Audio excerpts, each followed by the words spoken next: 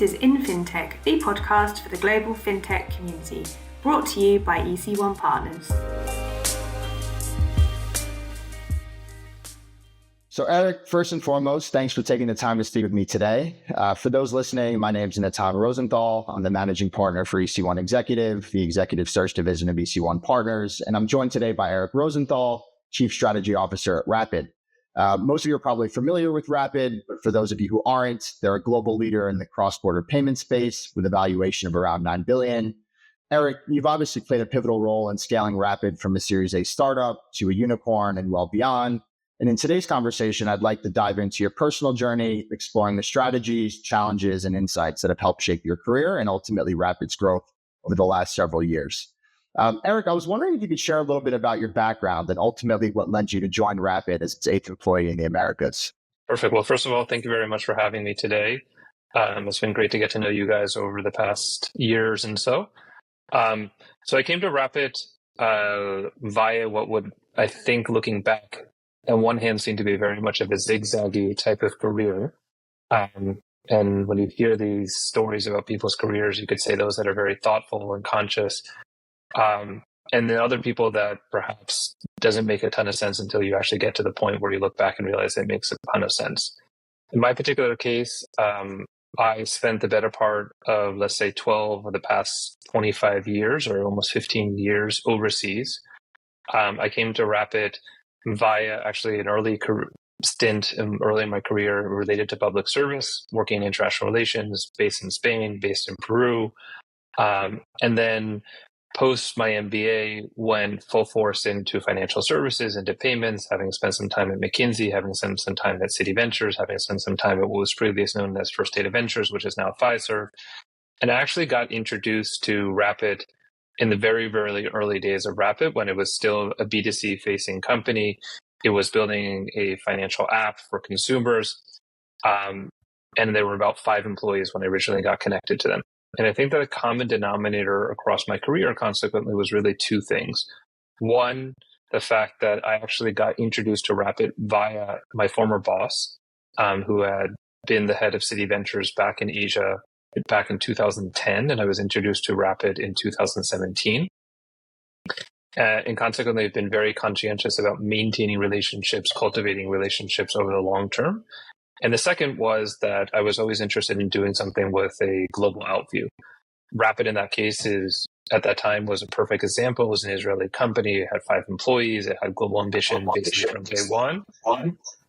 And I was brought into as the 8th employee to lead the charge on the go-to-market and the build-out of the operations across the Americas. And what was the initial vision for Rapyd when you first joined, and how has that vision evolved over the years? So the original vision of Rapyd, when I first got connected with Eric, was, we'll call it at a pivotal moment where he was realizing that building a consumer-facing app at global scale was not going to make sense. It was almost through that process of discovery of getting licenses, connecting to multiple payment methods, building out the infrastructure from compliance and risk perspective, just in one country, how much time, energy, and money that it cost to do that he himself was coming to this realization that this was not going to make sense. Now, with that said, you could look at the market and say, look, Revolut has scaled massively, Nubank has scaled massively, but at that particular junction, it didn't make sense for Eric. I tend to agree with him when I met him that given that the play would be much more of a marketing play than call it an infrastructure play. And we began a conversation about what was really needed in the market at that point. And I had actually had the opportunity through my previous experience at a previous startup to spend a lot of time with major institutions, call it major brands that were coming to us, as well as my time at First Data, which is now Fiserv, helping launch Apple Pay, where similarly, the interest of major brands and platforms was give us the infrastructure, give us something that's white labeled. So when we set out to drive the pivot from B2C, the original vision of Rapyd was we're going to build a global infrastructure provider. With that said, in full transparency, we really struggled for probably the better part of almost a year before we hired our first CMO, who continues to be with us, to be able to articulate exactly what we were talking about. So we went from everything of talking about, we're a payment network as a service, we're payments as a service, we're the we're the Twilio of payments. No, we're the AWS of payments. And it wasn't really until we began to crystallize around both the concept of AWS of payments, as well as fintech as a service. Now, when a terminology becomes commonplace is always up for historical debate. But I would like to believe that we are one of the first companies that really began to define the category of fintech as a service. At the time that we were pivoting, there was a lot of talk about banking as a service. There was a lot of talk about acquiring as a service, but taking the term to the next level and ultimately saying not all financial service providers or infrastructure providers need to be bank or provide banking services per se, I think was something that we helped define back in 2018. And then now is actually the type of thing that there's conferences about fintech as a service. There's hiring for fintech as a service. There's industry publications about fintech as a service. So it was very rewarding to feel that we helped define that category. Now, I want to talk a little bit about growth and scale. Two buzzwords that get thrown around fairly often. What were some of the key strategies that helped Rapyd grow from a Series A startup into the company they are today? I would say that there's an element of strategy, and there's also an element, even though I'm a former strategy consultant, of luck. I think that Rapyd was very fortunate that in 2018, the market was still very buoyant. It was not nearly as buoyant and, let's say, exuberant as it was from 2020 to 2021 during the years of COVID. But it was still a very interesting time because we set out to basically have the privilege to be able to fundraise, build, and invest in building out the infrastructure. So when you're building out what could be qualified as a network, or if you significant, let's say if your value proposition is infrastructure providers, how wide and deep your network is, what are all the capabilities you can provide, is the type of thing that until you've actually gone and actually built enough scale of the infrastructure, you're not necessarily interesting. Now, with that said, fast forward, there's now players out there to say, hey, we're the Rapyd of Turkey, we're the Rapyd of Brazil, we're the Rapyd of XYZ. But if you're ultimately going and telling a story that we are going to build a global platform, we had the luxury, which I don't think definitively exists right now in today's market of 2024, to actually basically spend almost 18 to 24 months just focusing on building out infrastructure. So we had early proof points of product market fit. We had early proof points of our ability to demonstrate that we could actually sell and therefore generate revenue. But it was not the type of conversation that is happening for many companies today, which is what is your path to profitability? What is your path to actually generating meaningful revenue? So our strategy to a certain degree was get as large as possible, as fast as possible, but from an infrastructure perspective rather than solely from a revenue perspective. And that's, as I said, a bit of luck. We timed our ability to do that very well. And as part of this journey, can you point to any pivotal moments or milestones that significantly accelerated Rapyd's growth? Without a doubt, COVID. I think that I've spoken about this in previous interviews, podcasts, my own contemplation, that probably not dissimilar to every other person on planet Earth, between March and May of 2020, we thought the world was coming to an end. And then we, I think, began to realize that coming into May of 2020, that what was going to happen from a public health perspective didn't necessarily coincide or directly correlate to what was going to be happening from a commerce perspective, and that there's going to be massive demand for payment services, digital transformation was going to be accelerated. So a pivotal moment was our ability to ride that wave, both in the sense of taking on a variety of different clients where the sales cycle shortened significantly, clients that had a desire to expand internationally because certain countries were getting locked down or certain geographies were getting locked down. And that was all coupled with a significant amount of interest from investors, which was related to COVID, was related to low interest rates, that we were able to raise a significant amount of money and therefore have a war chest that led to, call it the next pivotal moment, I think, for Rapyd was when we made our first acquisition. We made our first acquisition in 2020. And consequently, from that moment on, we've been able to call it a bit of a dual strategy, one of significant organic growth and product build out and product innovation, coupled with the realization that there are a significant amount of opportunity of companies that are incumbents that have antiquated technology, or that they actually might have great technology, but they're subscale, and that were able to demonstrate to the market that we know how to acquire companies, meaning we can find good companies, we can acquire them at good prices, and we can actually build on top of them from both an infrastructure as well as from a revenue acceleration perspective. Wow. And now you mentioned scale. I think it's important for people listening to understand what you mean by that. How do you define scale, and what do you believe were the most critical factors in Rapyd's ability to scale successfully? I think that's a really interesting question, because I think that it's one of those terms similar to almost like strategy. What's your strategy? And people have a different understanding of what strategy actually means.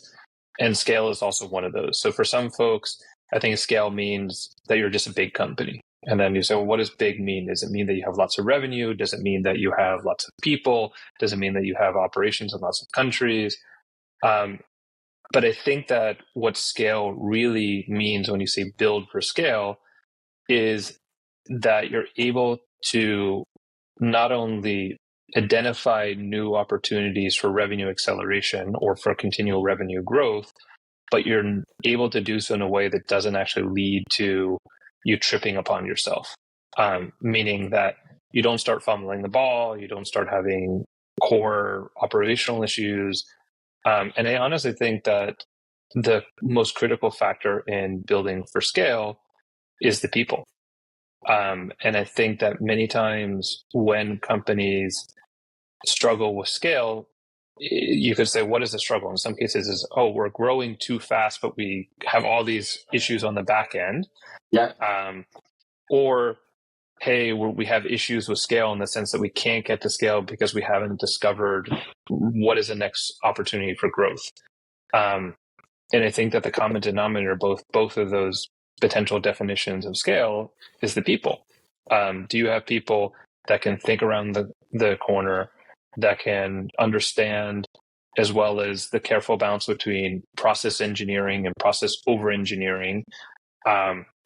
And consequently, I think I define scale as the ability to basically tap into continual growth without your organization inhibiting or effectively leading to your inability to capture that growth.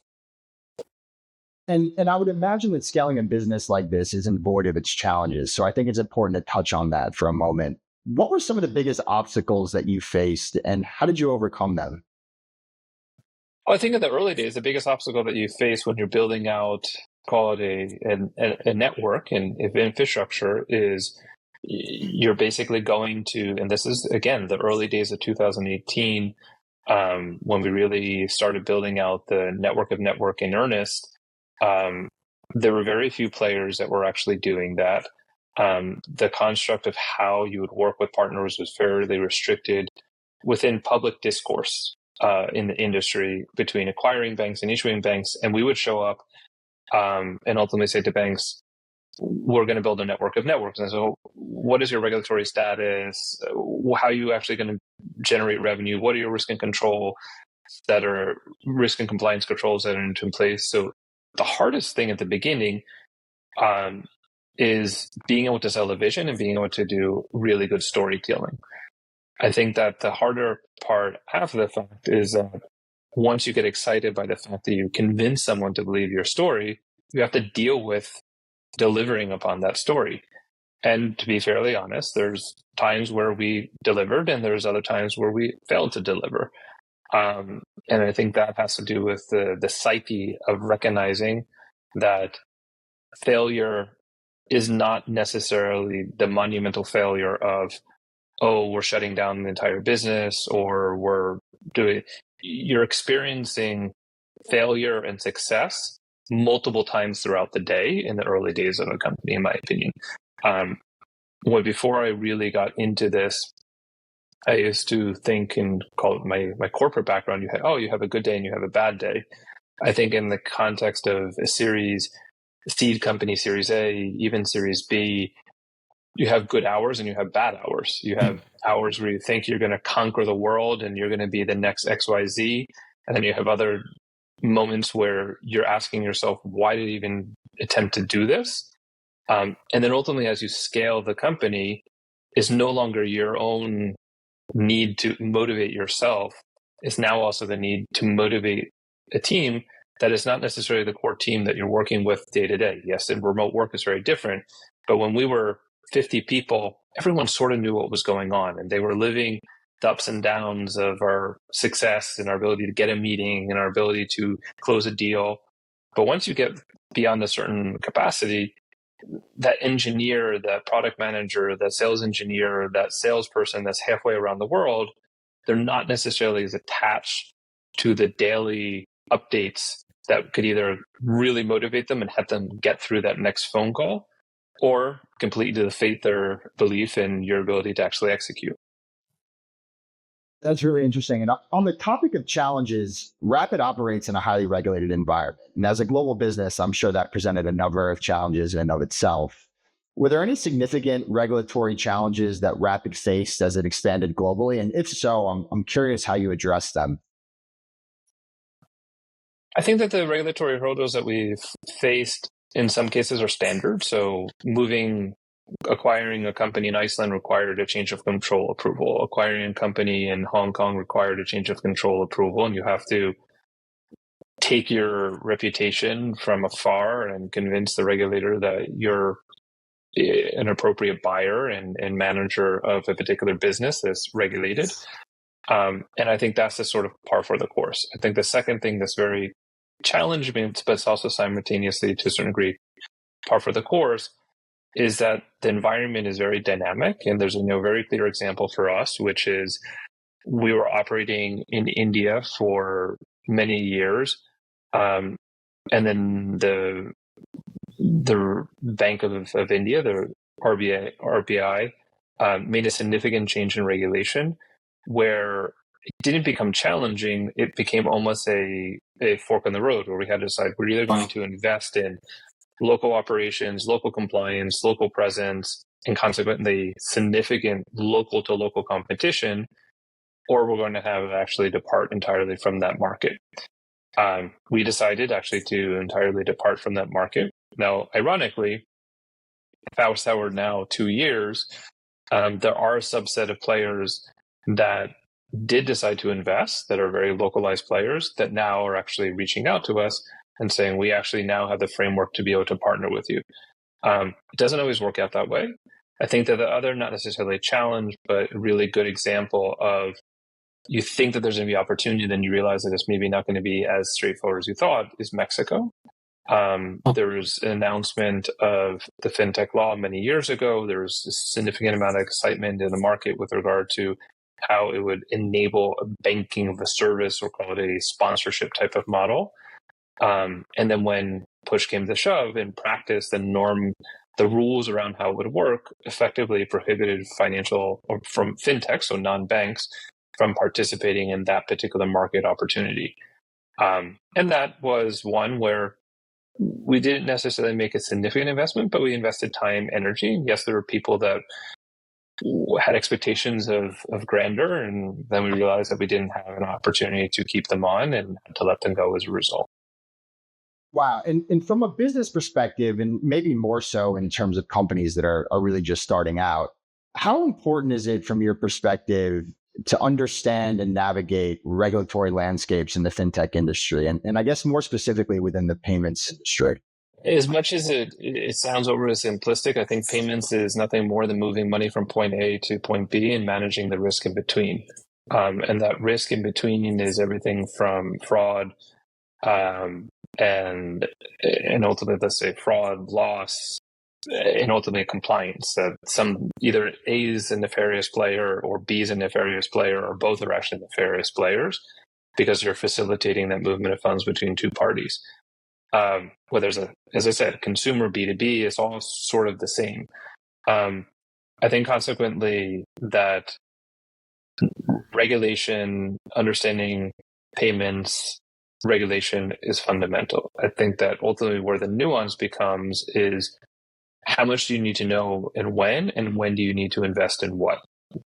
And I think that's kind of where for better or for worse, the fintech industry has gotten a bad rap is there's this generalization of, fintechs are fast and furious, they're loosey-goosey, they're lax in their controls because they're not banks, they're not regulated. And I think that that's not entirely the case, because the reality is that in most countries, if not all countries, some type of regulation does exist that makes it very clear how program managers, third parties, vendors engage with regulated and licensed entities, and or how you can become a licensed and regulated entity. And it just so happens, I think, that because financial or fintechs are native software companies, they're started by and run by different type of people, that they just operate differently. What doesn't necessarily equate to being more lax. It just means that culturally they are able to operate differently, and also they're starting from a clean slate. They don't have all the legacy and technical debt that incumbents might have. Now, I want to talk a little bit about leadership qualities for a moment, because I feel like that's really important and something we don't necessarily speak about enough. What qualities do you believe are essential for C-level leaders in general, but I guess more specifically within fintech? General, everything that you and I would ever read in a leadership book, you need to be able to listen. You need to be able to make hard decisions. You need to have an ability to inspire, so you can bring people along. You need to have clarity in what your vision is and be able to articulate the vision. That is all, let's say, fairly standard. And then there's all the other type of stuff that they can say of how to manage people and so forth. But I think specifically in the context of financial services, as much as the world has become more global and there's more and more players, and let's say the industry is quite vast and so forth, I'm always surprised at the number of times that I re-engage with people that I've known for 5, 10, in some cases 15 years. And I think that consequently, to be a fintech leader, you need to be very thoughtful with regard to how you're managing your personal brand, how you're managing the reputation, how you're inspiring trust, because it's ultimately, for better or for worse, still very much a trust-based business. Connecting with a bank is ultimately saying, open your pipes so that I can connect my flow into you.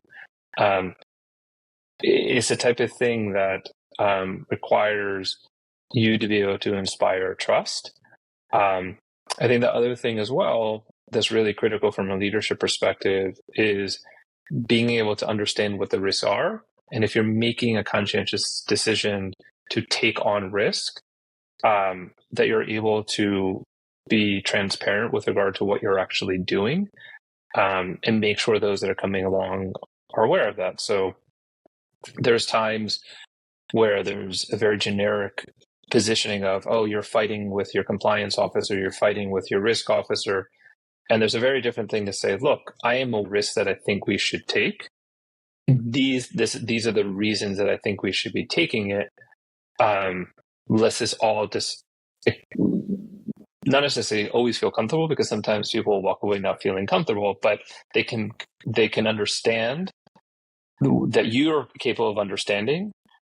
Because I think that when there's a breakdown in internal dynamics, is when the two parties that are purposely set up to be, call it, in constant tension between risk compliance and, call it, the commercial organization, when there's a breakdown in the trust of rationality. Is this person actually rational? Is this person actually really aware of what they're asking me to do or asking the organization to do? So I think that's something that's super, super critical in the leadership characteristics, versus just saying, well, we're going to do it because I want to, or we're going to do it because I'm in charge, or we're going to do it because I say so.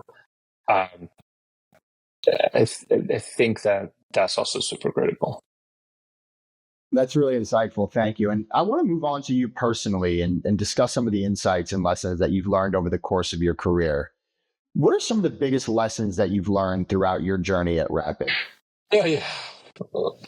In the early days, I don't even actually of this startup, but the last startup that I was part of, um, a friend as well as a mentor, and I'll send this podcast to him after so he understands, so he knows who I'm referring to, and I'm referring to him. He gave me advice that said, be careful how much energy you exert because it's a marathon, not a sprint. And there are moments, even now, where I need to be patient with myself. I need to be patient with the organization.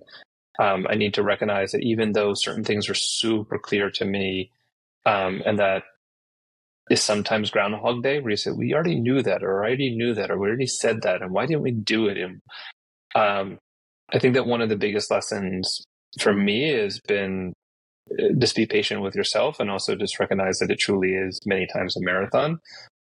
When you're living it and when you're experiencing fast growth, you get a sense that you're moving faster than you necessarily are. I'm searching for an analogy, but I can't really think of one. It's this idea that you think you're moving at warp speed, and that's kind of this sense of like chaos and excitement that exists in internally. But in relative macro sense, you still realize, no, I'm 2 years into this, and the average wildly successful company from an exit perspective and from a monetization perspective usually ends up being 7 to 10 years. So be patient. It's going to be 7 to 10 years. Yeah, and I guess going off of high growth, on a personal level, how do you balance the demands of a high growth company with personal interests and well-being? Well, I'll be honest, that there's a certain irony. I actually think that as time has gone on, as the company has scaled from a number of people perspective, it's actually been easier. Because two things that I think play out. One is you actually have the ability to delegate and empower. There's people around to do things that previously you had to do yourselves, or in some cases you felt you need to do yourself because you weren't yet comfortable to let go. And I think the second thing as well is that you realize that your institutional knowledge is your superpower. That the thing that it no longer takes as much time to either make decisions, whether it's responding to an email, because you've built up enough institutional knowledge, both in how the organization works as well as how your company interacts with the market, that you actually find, at least I found, that I actually have more free time. Now, do I want to say that with people? But I'm also honest. I think that the sense of urgency is something that is hard to necessarily instill, because it is natural as an organization gets larger from a number of people perspective, it does get slower. And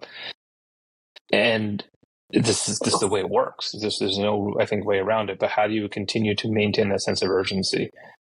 In practical sense, I also just, make sure that I do set aside time for exercise, do set aside time for spending time with family and friends. Since I moved to Florida, to be very honest with you as well, I escape certain seasons or times and go off and do certain type of special trips, which is also really critical. And as a final question, what advice would you give to entrepreneurs looking to scale their startups? I think first and foremost, have clarity on what you mean by scale. I think that is super, super important, that you actually have your own clear definition of what you mean by scale and what you're actually aspiring to do. And be honest. Is it raising more money? Is it more people? Is it a certain revenue target? Is it all of the above? And then break it down and say, what is holding me back in ability to be able to do that? Or what is holding the organization back? And I'll draw a distinction between what is holding you back might be slightly separate from what's holding, or different from what's holding the organization back. I think that the other advice is scale is not necessarily, bigger is not necessarily better in some cases. I think that there's opportunities in many cases to be able to scale from a revenue perspective or reach high revenue with less people. I think that there's an opportunity as well for many companies to realize that they may not be $100 million net revenue business. And it doesn't mean that they're a bad business. It doesn't mean that they're not going to have a meaningful exit. It doesn't mean that they're not going to have a life-changing event. And having that self-awareness is also, I think, really important. I think that's amazing advice. Thank you. And as we wrap this up, are there any final thoughts or insights you'd like to share? I think that the other insight or the other thing that I've learned to do, and partially actually related to the fact that as time goes on, you have more institutional knowledge and you're able to create more free time, is that you also somewhat get detached more and more from the day-to-day. There was a time in the early days where I was, yes, running a sales organization. I had salespeople, I had a sales leader, but I was also intimately aware of every single nuance element of what was happening inside of every particular deal. I think that the other critical thing to do is twofold. One is every once in a while, sort of like dive in and get into the details and kind of remind yourself of what it's like to be on the front line, because as the organization does get larger, you get further and further away. I think the other thing as well is it's really important to maintain industry connections and be aware of what's actually happening. As I think an organization does get larger, and you have the opportunity to send a salesperson to a conference or send someone else to go to a talk, or someone else meet with the bank. And in general, in those, call it social industry spaces, I think it's also critical that you maintain connectivity, partially because from a career management perspective, these relationships will matter over time. And I think the other is that, for better or for worse, as you become more and more internally facing, you lose touch of what's actually going on. Awesome. Well, this is honestly super insightful. And to be honest, that's really all I had on my side. Eric, thank you so much for agreeing to do this. I know I've learned a lot from this discussion, and I'm sure that people listening will gain a lot from your insights and reflections. Until next time. Awesome. Well, thank you very much for making time. You've been listening to In Fintech by EC1 Partners. Find us at www.ec1partners.com or follow us on LinkedIn, Twitter, or Facebook.